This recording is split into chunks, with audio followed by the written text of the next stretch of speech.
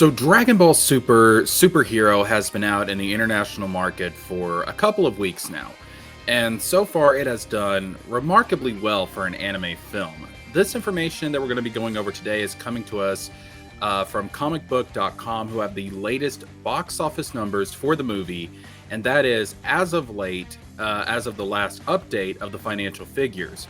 Dragon Ball Superhero has brought in $69 million internationally. Now, that doesn't really sound like much when compared to big blockbuster films like Marvel, Star Wars, and so on. But for an anime movie, those numbers are nothing to bat an eye at. And remember, this movie was the number one film in its opening weekend in America, and I would say that's pretty damn impressive.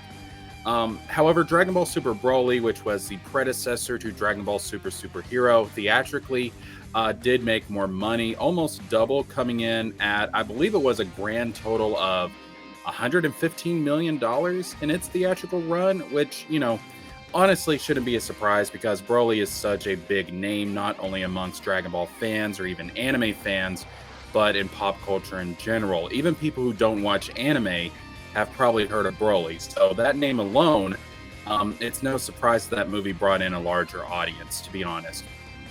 But what I want to get into more specifically is that the success of anime films, and really more so the growing success of anime films in the West, is really demonstrating, I think, a cultural shift in the dynamic of Western comics versus Eastern manga. Manga and anime is on the rise in the West, and people are craving it. I would make the argument that the seeds of this shift in the culture was planted back in the 90s with things like Toonami, Kids WB, and Fox Kids, and Maguzi even. So from the 90s into, I would say, the mid-2000s, adults today grew up with anime and read manga as kids. And now that they have their own kids, they're passing that love for Eastern entertainment to their kids. And that seed, which was planted a couple of decades ago, is now blossoming into what I would describe into a very beautiful flower. But it's also the fact that anime and manga are filling a gap in the Western market that comic books have created. And the reason this gap has been created, let's just be honest here. Let's be frank about this. Let's not, tiptoe around it. Western comics, especially the big two, Marvel and DC, in the last few years, and really the last decade, have become total and utter crap. They're shit. They've gone woke, and so now they're going broke. It is what it is. Marvel and DC claim to be the stewards, the custodians, the guardians of these characters, but they don't understand the spirit of these superheroes at all. And people are tired of it and looking for alternatives. And here comes anime and manga to be that alternative. Look at Dragon Ball Superhero. There was no wokeness. There was no SJW nonsense at all in that movie.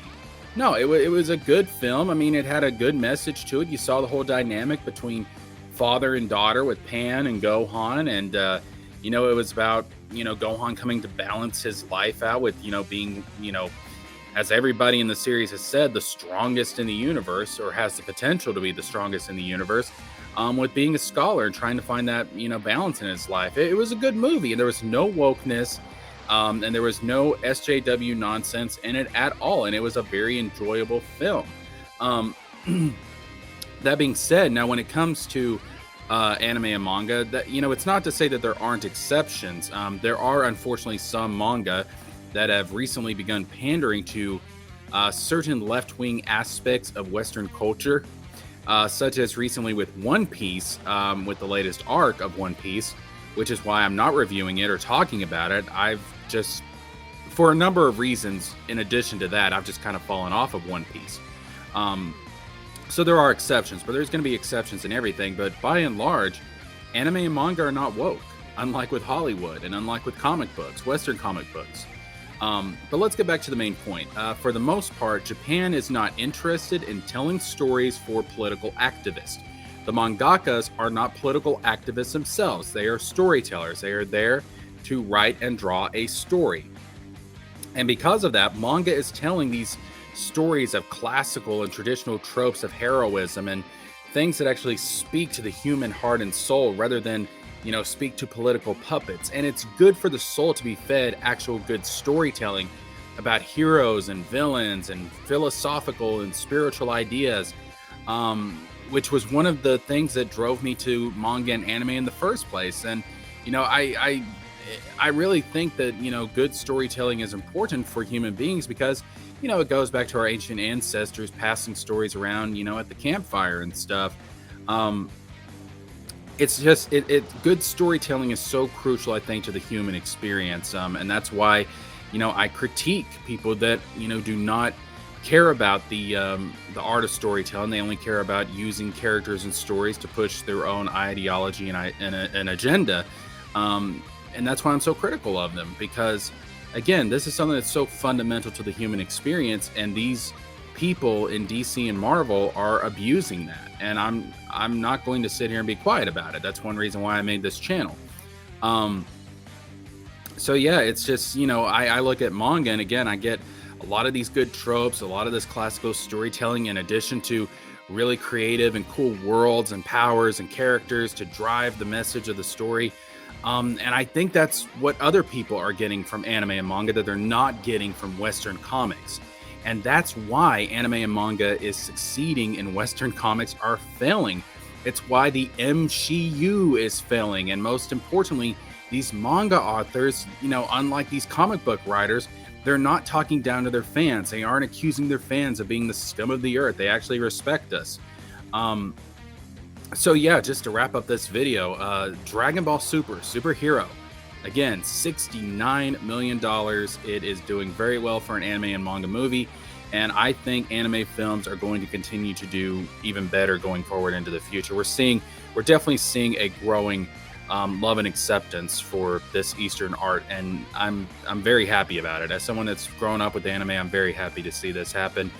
I just hope that the Eastern writers, I hope that they don't try to capitulate to the West and to the woke aspects of Western society, because we're starting to see that with some video game companies, Sony, and to a lesser extent Square Enix, but there's some troubling signs there too. I'll probably do a video about that on my gaming channel. But yeah, I'm going to go ahead and wrap it up with this one, guys. Dragon Ball Superhero, just another great example of the growing success and influence of anime and manga in the absence of Western comics, and it should be a wake-up call to Marvel and DC to get their act together, which, with Zaslav in charge of Warner Brothers and DC, I do have more hope for DC than I do at Marvel at this point. But we're actually going to get more into this over the weekend. I'm going to have 2 new live streams going up this weekend on this channel. Later today, we're going to be doing a live stream talking about Marvel and the topic of MCU burnout. And Sunday, we're going to be doing a live stream talking about DC and its future under Zaslav. So if you want to check out those live streams, be sure to subscribe, and also be sure to like this video, to click the bell for notifications, and check out my review of Dragon Ball Superhero, which will be linked down in the description box below. Also, if you like gaming, check out the gaming channel. It will also be linked down below. And until the next one, this is Jesker James with a Z, signing off.